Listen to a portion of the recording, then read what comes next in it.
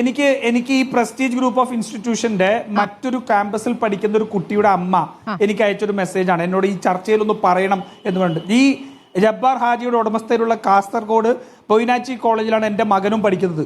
ഇനി എൻ്റെ കുട്ടികളുടെ ഭാവി എന്താവും? കാസർഗോഡ് പൊയ്നാച്ചിയിലെ ഈ കോളേജും കേസിൽപ്പെട്ട് കിടക്കുകയാണെന്ന് ഇപ്പോഴാണ് അറിയുന്നത്.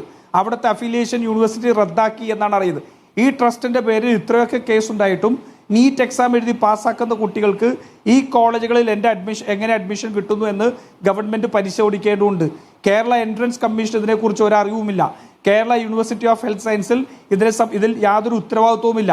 ഇനിയും കുട്ടികളെ ആത്മഹത്യയ്ക്ക് നയിക്കാതിരിക്കാൻ എത്രയും വേഗം നടപടികൾ സ്വീകരിക്കണം. ഒന്നാമത് BDS ഇയർ ബാക്ക് ഉള്ളതുകൊണ്ട് മനഃപൂർവ്വം കുട്ടികളെ കൂടുതലും ഇവർ തോൽപ്പിക്കുകയാണ്. ഈ കോളേജിലൊക്കെ തന്നെ 10ഉം 11ഉം വർഷമായിട്ട് ഫസ്റ്റ് ഇയർ പോലും പാസ്സാകാത്ത നിരവധി കുട്ടികളുണ്ട്. ഇവിടെ പഠിക്കുന്ന കുട്ടികളുടെ ഭാവി ഓർത്ത് എത്രയും വേഗം ഈ കുട്ടികളെ മറ്റേതെങ്കിലും കോളേജുകളിലേക്ക് മാറ്റിയതിനുള്ള നിയമ നടപടികൾ സ്വീകരിക്കാൻ അധികൃതർ തയ്യാറാവണം എന്ന് പറഞ്ഞുകൊണ്ട് ഇപ്പോൾ പങ്കെടുക്കുന്ന ചർച്ചയിൽ അവിടെ പഠിക്കുന്ന എല്ലാ കുട്ടികളുടെ ഭാവിക്കും വേണ്ടി സാർ ഇതൊന്ന് സംസാരിക്കണം എന്ന് പറഞ്ഞൊരു അമ്മ എനിക്ക് അയച്ച മെസ്സേജാണ്.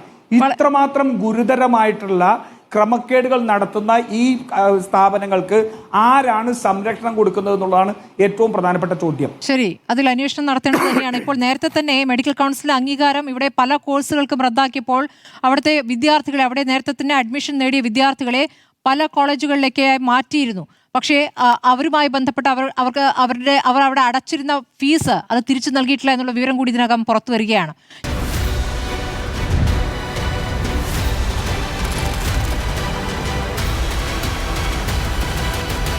Debate with Smriti Parathikkad.